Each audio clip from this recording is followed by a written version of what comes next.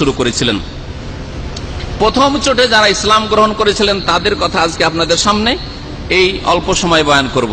নবী করিম সাল্লাল্লাহু আলাইহি ওয়াসাল্লাম ওই হীরা পাহাড়ের গুহা থেকে যে আসলেন শাওয়াল মাসের প্রথম তারিখে ঈদের দিনে, ওই দিনে এসেই পৌঁছিলেন নিজের বিবির কাছে, খাদিজা রাদিয়াল্লাহু তাআলা আনহা। তার কাছে স্বাভাবিক, খাদিজা রাদিয়াল্লাহু তাআলা আনহার কাছে যখন প্রথম পৌঁছিলেন, আর খাদিজা রাদিয়াল্লাহু তাআলা আনহা রাসূলুল্লাহ সাল্লাল্লাহু আলাইহি ওয়াসাল্লাম সম্পর্কে আরো অনেক কিছুই জানতেন, বেশ কিছু যেগুলি পূর্বাভাস ছিল, যেগুলি লক্ষণ ছিল, সেগুলি তিনি অবলোকন করেছেন, দেখেছেন, জেনেছেন কাছে থেকে। নিজের স্বামী হিসাবে তিনিও মানসিক দিক থেকে প্রস্তুত ছিলেন যে আমার স্বামী যা বলবে সেটাই ঠিক, কারণ আমার স্বামীর মধ্যে কোনো খারাপ দোষ ত্রুটি আমি কোনোদিন দেখি নাই। প্রথম গিয়ে রাসূলুল্লাহ সাল্লাল্লাহু আলাইহি ওয়াসাল্লাম নিজ স্ত্রীকেই দাওয়াত দিয়েছিলেন, খাদিজা রাদিয়াল্লাহু তাআলা আনহাকে, আর তিনি সর্বপ্রথম ব্যক্তি যিনি ইসলাম গ্রহণ করেছেন। যদিও বলা হয়েছে অন্যান্যদের নাম, কিন্তু মনে রাখবেন যে সর্বপ্রথম সকলের মধ্যে প্রথম ইসলাম গ্রহণ করেছেন খাদিজা রাদিয়াল্লাহু তাআলা আনহা। এই বৈশিষ্ট্য হাসিল হয়েছে নারী জাতিকে। সুতরাং নারী জাতিকে কখনো অবহেলা করবেন না, নারী জাতিকে কখনো তুচ্ছ মনে করবেন না, নারী জাতিকে কখনো আপনি খাটো করে দেখবেন না, নারীরা জাতিকে শুধু ভোগের সামগ্রী মনে করবেন না, নারী জাতির কখনো নির্যাতন করবেন না। বোনদের জমি জায়গা দেওয়ার ক্ষেত্রে হক নেই, ফুফুদের খালাদের জমি জায়গার হক দেওয়ার ক্ষেত্রে নেই, তখন দেবেন না আপনি। হ্যাঁ, নারীদেরকে লেখাপড়া করিয়ে বাইরে পাঠিয়ে দেওয়া, বিদেশে একাই পাঠিয়ে দেওয়া, ওই হারাম নাজায়েজ কাজগুলি করতে পারছেন। আর আল্লাহ যে ফরজ করেছেন যে তুমি যেমন ভাগ নেবে বাপের ধন সম্পদে ভিটে মাটিতে, তেমনি তোমার আপন বোন বুঝে আছে, বোনদেরও তো ভিটে মাটিতে ভাগ আছে। এগুলো কোনো আমাদের মুসলিমরা আদায় করেন না। কি করে জান্নাত পাবে? শুধু নামাজ পড়ে জান্নাত পাওয়া যাবে? যে বোনের হক মেরে থাকেন। আমাদের দেশের মানুষরা কি জানে যে ভিটে মাটিটাতেও বোনের হক আছে? শহরে ঢাকা সিটিতে মাত্র 1 কাঠা জমি আছে, ওখানেও আপনার বোনের হক আছে। এটা কি জানা আছে? আপনার বাপের নামে যদি থাকে, আপনার মায়ের নামে যদি থাকে, তো আপনার যেমন হক আছে একটা দোকানে, মাত্র একটা দোকান আপনার বাপ ছেড়ে গেছে, আপনার বোনগুলিরও ওতে হক আছে। যদি আপনার অর্ধেক, আপনার ডবল, দ্বিগুণ, আর তার 1 গুণ, কিন্তু তাদেরও হক আছে। এই কথাগুলি জানেও না আমাদের দেশের মুসলিম, আমল করা তো দূরের কথা।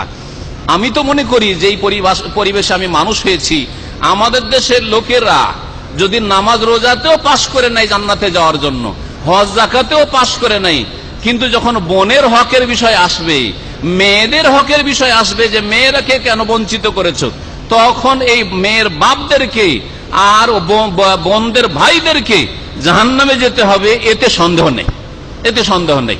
আমি হাজারে একটি খুঁজে পাই না পরিবার, আমি দীর্ঘদিন দাওয়াতের কাজ করি, আর আমি খোঁজার চেষ্টা করি যে দেখি হাজারে একটা পরিবার কি পাওয়া যাচ্ছে যে পাই পাই করে বোনকে হিসাব নিকাশ সব বুঝিয়ে দিয়েছে। জমি, ক্ষেত খামারের জমি, তারপরে ভিটে মাটির জমি, শহরের জমি, সিটির জমি, দেশ বিদেশে যত ব্যাংকে অ্যাকাউন্ট আছে আর টাকা আছে বাপের, সবগুলি থেকে হিসাব পাই পাই করে বুঝিয়ে দিয়েছে। এইরকম লোক খুঁজে পাওয়া যায় না আমাদের সমাজে।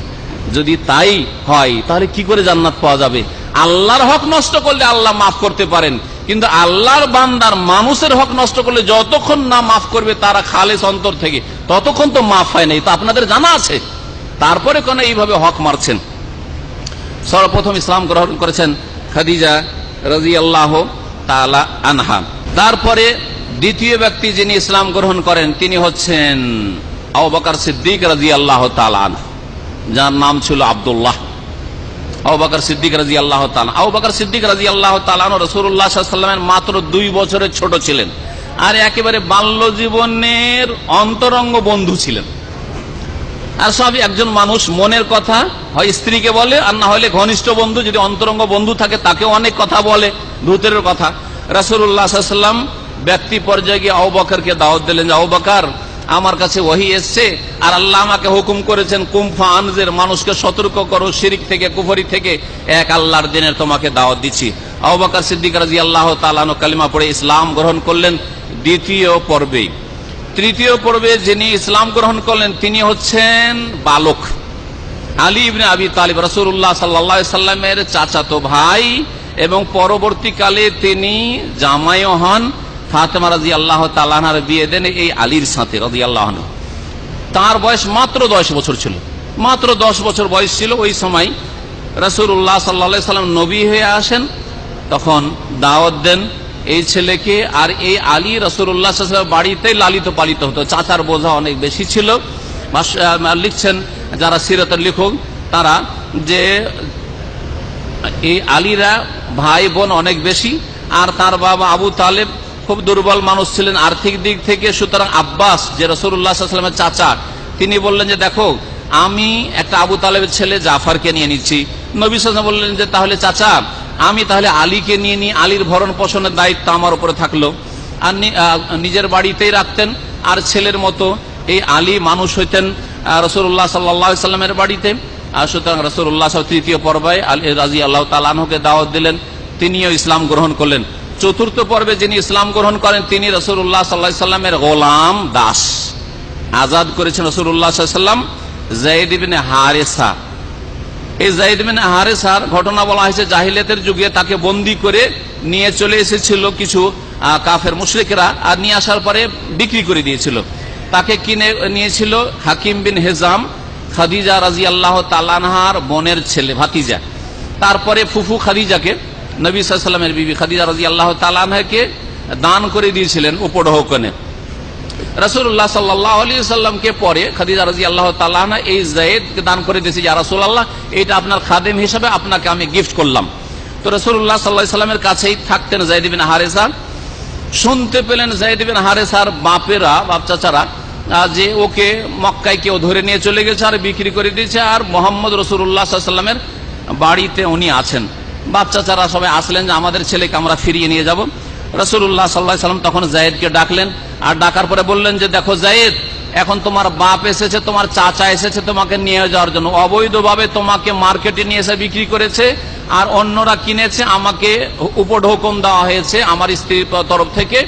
তুমি যদি চাও যে চলে যাও বাপ চাচার সাথে চলে যেতে পারো, আর তুমি যদি মনে করো যে আমার এখানে থাকবো তাহলে সসম্মানে তুমি থাকতে পারো। যায়েদ বিন হারেসা রাসূলুল্লাহ সাল্লাল্লাহু আলাইহি ওয়াসাল্লামের ব্যবহারে এত মুগ্ধ ছিলেন যে বললেন ইয়া রাসূলুল্লাহ আপনাকে ছেড়ে আমি যাব না। বাপ চাচাকে ফিরিয়ে পাঠিয়ে দিলেন, বলছে আমি আমার বাপ চাচার সাথে যাব না, রাসূলুল্লাহ সাল্লাল্লাহু আলাইহি ওয়াসাল্লামের সাথে তিনি থেকে গিয়েছে। এই ছিল রাসূলুল্লাহ সাল্লাল্লাহু আলাইহি ওয়াসাল্লামের উত্তম চরিত্র।